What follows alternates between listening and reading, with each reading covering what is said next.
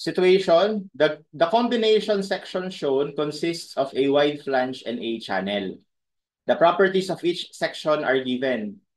The beam is subjected to a uniformly distributed load, beam weight included, of 20 kilonewton per meter throughout the simply supported span of 8 meters and a moving load P in kilonewtons. Calculate the resisting moment of the combination section if the allowable flexural stress is 186 megapascal. So ano yung tinatanong niya dito? Resisting moment. So guys, pag sinabing resisting moment, hindi yan yung moment na i-induce ng mga loads. So from the term resisting, kumbaga ano yung pangontra niya na moment? So ibig sabihin, galing dito sa allowable bending stress natin, isosolve natin ano ba yung moment capacity niya. Kumbaga, moment capacity yung tinatanong dito. Okay? So how do I solve that? Well, kailangan lang natin ulit, no? MC over I. Okay? Pag inequate mo yan sa allowable, okay? Pag inequate mo sa allowable, ito magiging moment capacity.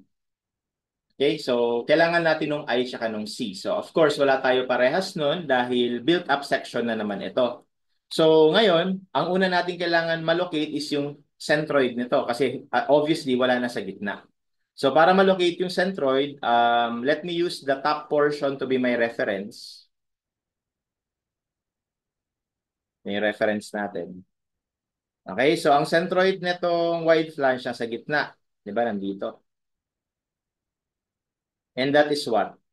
Bali, mula sa pinaka-top, ito thickness ng web ng channel. Ito yon 7. Tapos mula dito hanggang dito, that's half of the depth ng wide flange. So bali, ito ay 7 plus 610 over 2.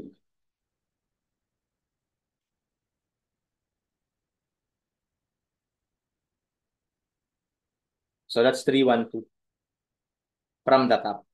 Tapos yung centroid naman ng channel is actually already given. Ito naman yun, 18. Okay, so di ba yung X na yan, kapag channel, ganito kasi yung channel eh. So di ba yung X na yan, ito yan eh.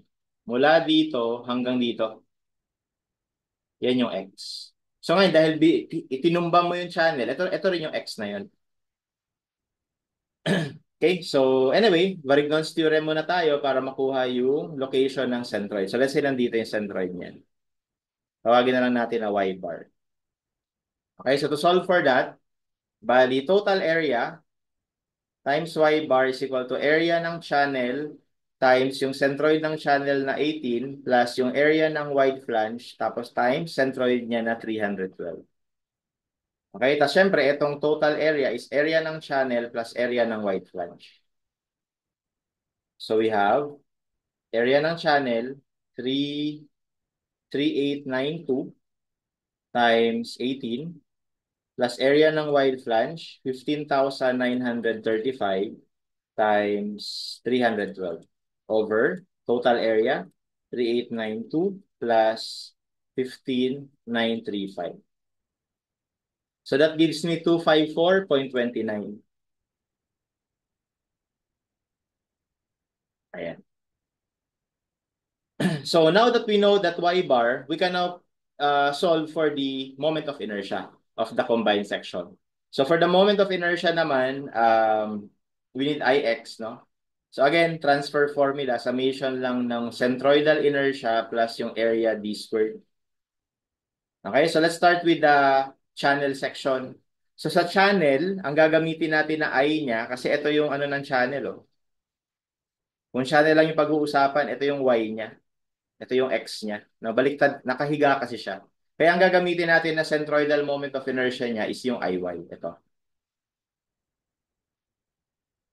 1.6 times 10 to the 6 plus yung area ni channel which is 3892 times D. Di ba yung D is distance na itong centroid ng channel papunta dun sa global centroid. Bali, ito. And what is that? Well, that is simply Y bar minus itong sarili niyang centroid, no? Kaya yan yung para sa channel. Yung para naman sa wide flange, Kay wide flange naman, ito naman yung centroidal axis niya, which is in this case, yun naman yung x ng wide flange. Kasi ito yung y ng wide flange. So, ibig sabihin, ang gagamitin natin na I is ito pa rin. So, 986 times 10 to the 6 plus yung area ng wide flange, 15,935. Ang distance naman ng centroid, nilang dalawa, nung green at saka nitong pula, ay ito, which is 312 minus y bar, no?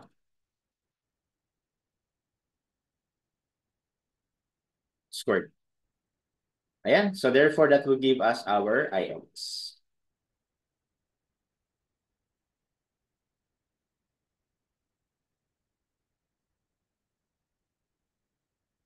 Store natin sa Y para mabilis.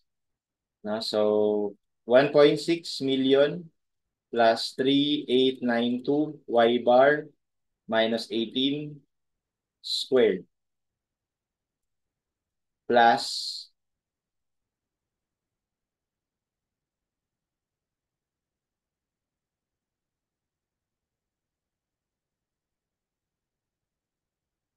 ayan.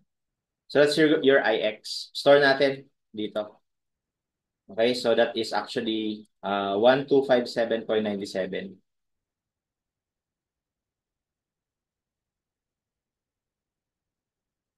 Okay? So, I think kompleto na. Now that we have Ix, we can now compute the resisting moment capacity. So, therefore, we have M C over, so gawin natin itong kilonewton meter, kaya mag-multiply ako ng 1 million. Tapos yung I natin as is, okay, so equate natin siya sa allowable bending stress na 186. Now, ano yung C? Okay, so, di ba ang C is mula dun sa neutral axis, papunta dun sa extreme fiber. Now, kapag sinabi niyo na ang C, sir, ay itong Y bar, you are wrong. Why? Because kapag sinabi kasi na allowable flexural stress, hindi niya naman in-specify kung compression side ba or tension side. But sinabi niya lang ano yung pinakamalaki. So, ibig sabihin, we will consider either ways, no? So, actually, yung mas malaking C, hindi ito. Ito yung mas malaking C. Okay? Kaya, ibig sabihin, ito yung consider natin itong kabila. And what is that? That is just yung depth na 610 plus yung thickness ng flange na 7 minus y bar. Okay? Kasi di ba ang overall na height nito, yung depth ng wide flange plus itong thickness ng web ng channel. Okay? Tapos minus y bar. So yun dapat yung C natin, na mas malaki yan kapag kinumpare natin. Kasi yung y bar natin, ito lang, 200. Ayan. Tapos 610 plus 7 minus yung y bar, ay mas malaki. So, ibig sabihin, mas malaki yung sa kabilang side, no? So, we have 362.71.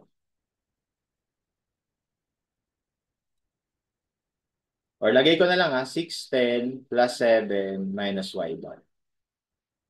So, therefore, our moment capacity gives us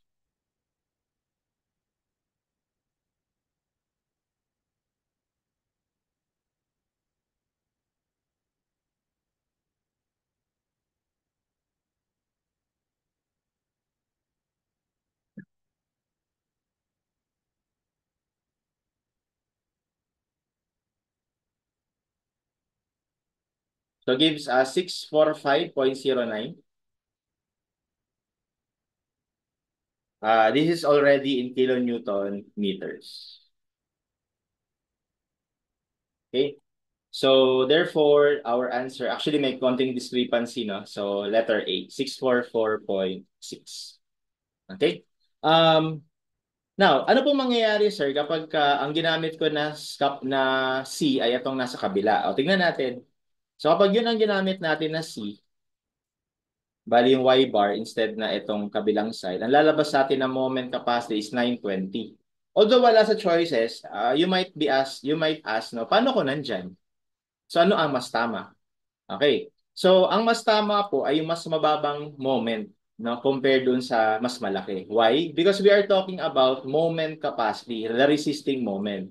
We cannot simply assume na, we cannot say, no, we cannot announce na ang moment capacity niyan is 900. Ito. Okay, why? Kasi una siyang masisira dun sa kabilang side. Kasi sa kabilang side, ang moment capacity niya lang is mas mababa dito.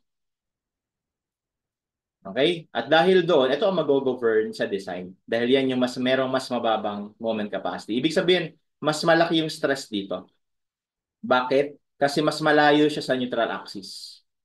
No? Kapag mas malayo kasi sa neutral axis, kung babalikan natin dun sa diagram, di ba ang diagram yan parang ganito eh? Stress diagram. So parang lumalabas na dahil mas malayo ito yung stress dito, yung stress sa kabila, ganito. Sorry. So parang ganito siya. Stress sa kabila, ganito. Zero dyan. As you can see, mas malaki. So that's why ito yung nag-govern. Yung mas malayo no, dun sa neutral axis. Alright, so hopefully malinaw yon. Number 2, calculate the load P such that the allowable bending stress is 186 megapascal. So ano naman na yung maximum P na pwede nating ipatong para ito yung allowable stress. Okay, so kumbitin natin. So ngayon, we already calculated for the moment capacity. Kumbaga hanggang dito lang yung kayang moment ng buong beam, no?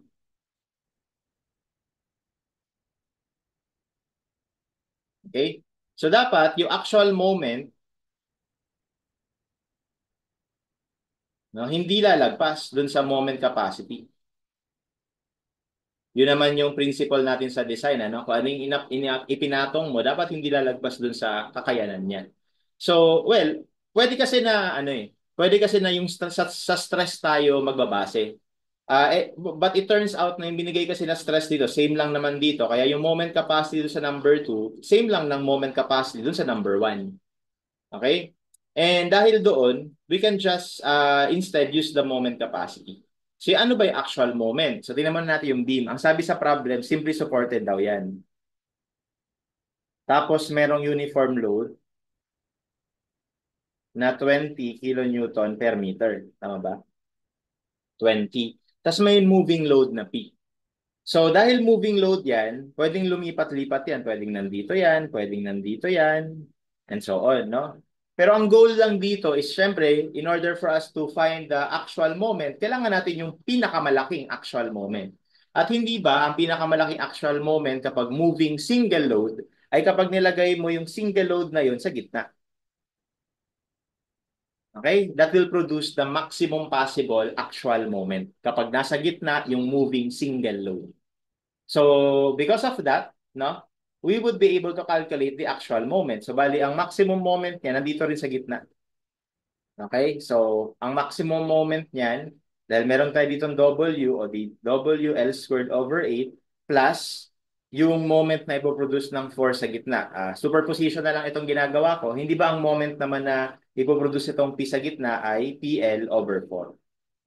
Okay, so again, just to give you a little bit of a background, kapag concentrated load lang, L over 2, L over 2. Ang maximum moment niya nandito. So kapag kinuha mo yung reaction, ito ay P over 2, ito ay P over 2. Kapag nag-method of section ka, cut mo to, may iwan tong kabila, may P over 2 dito, ito ay L over 2, ito ay P. Tapos meron ditong moment. Yung moment na yan is kapag nag-moment ka sa point na to, ito ay ikot. No? And that is P over 2 multiplied by moment arm L over 2. And wala nang ibang iikot, that will be PL over 4. Kaya naging ganito. Okay? Tapos ito naman, yan naman yung maximum moment induced by the uniform load. Okay? So, anyway, this will give us WL squared over 8. So, 20. Ang span nga pala natin ay 8 squared over 8 plus PL over 4. Should not exceed. So, may konting discrepancy kasi, pero gamitin ko na lang itong nasa choices. 644.6. Okay?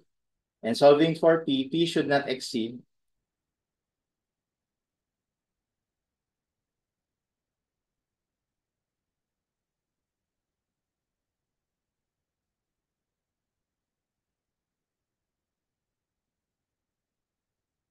Okay, so 242.3.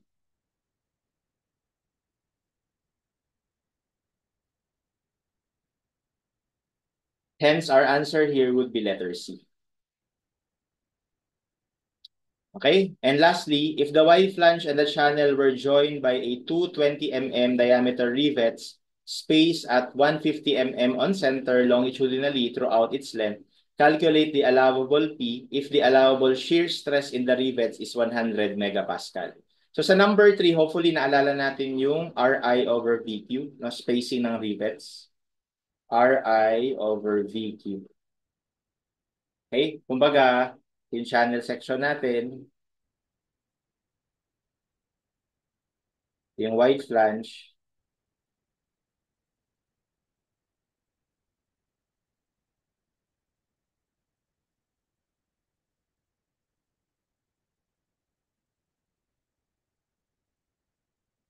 kahit, kumbaga dito daw meron mga rivets.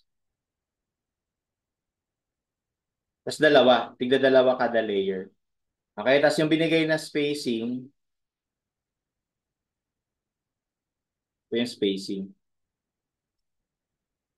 Ah.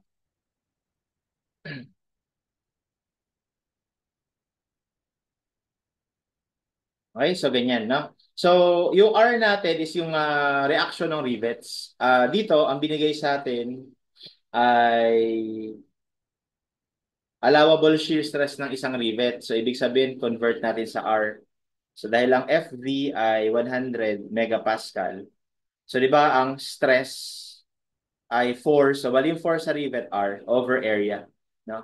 So, we have R will be equal to FV times area. So, that is 100 times pi over 4. Ang rivet na binigay ay 20 mm. 20 squared. Ganyan. So, the reaction of a single rivet would be, or the maximum reaction of the single rivet would be pi over 4 times 20 squared. So, this is in Newton, no? Divide natin sa 1,000 para maging kilo. So, 31.416. Ayan. Isang rivet lang yan. Pero again, dalawa sila. Sa kada layer, tigda dalawa sila. Kumbaga, ganito itsura niyan eh. So, may rivet dito, may rivet din dito. Yung channel.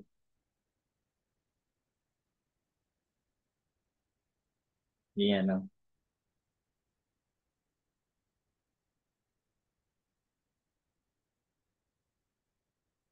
Ganyan.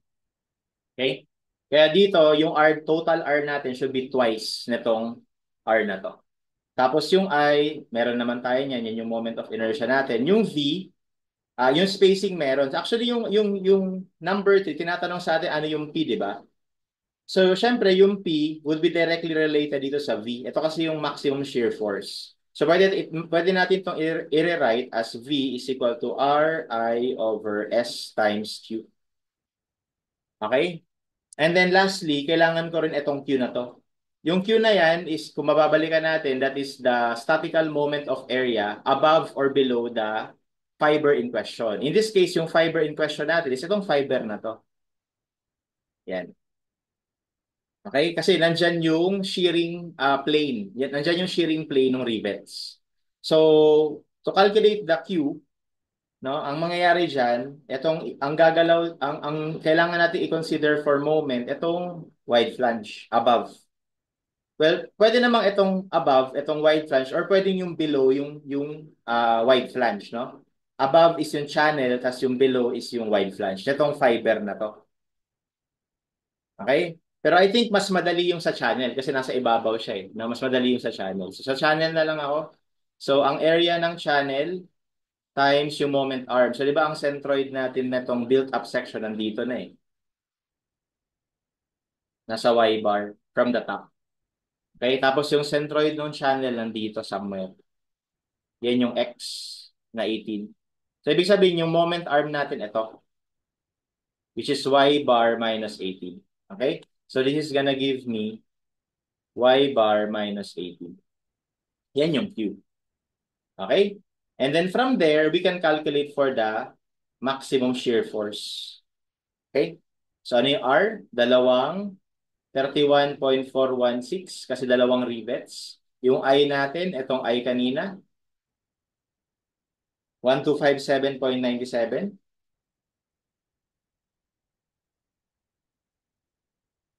over S. Ang spacing daw ay 150. Tapos yung Q, ito. Ang area ng channel ay 3892. Okay, tapos yung moment arm natin is yung Y bar minus 80. Ayan. That will give us the maximum shear force na pwedeng ipatong sa beam so that yung rivets ay hindi masisira.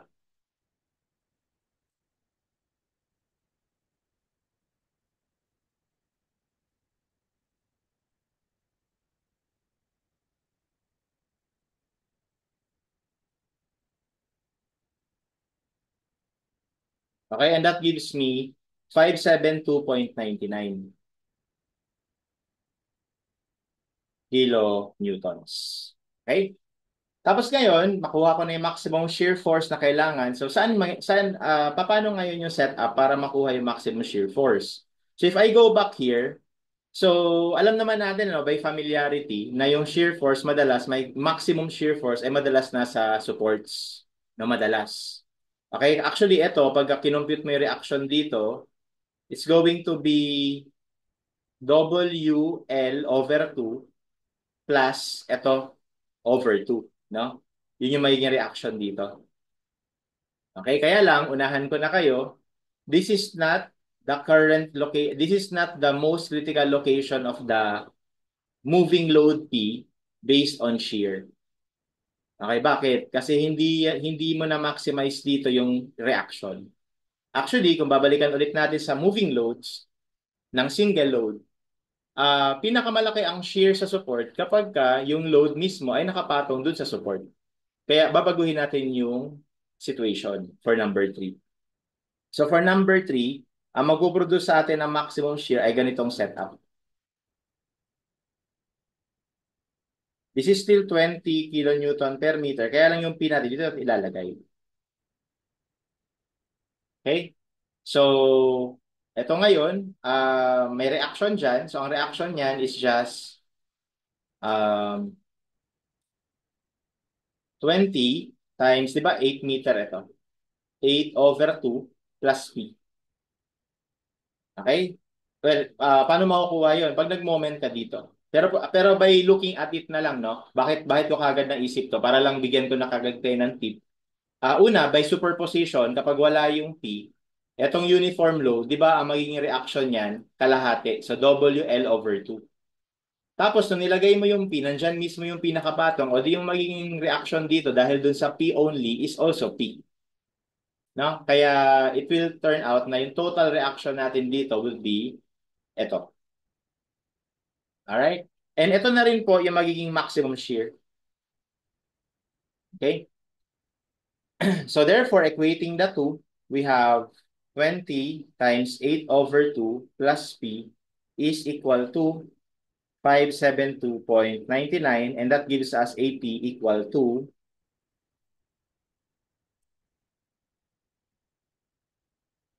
492.99.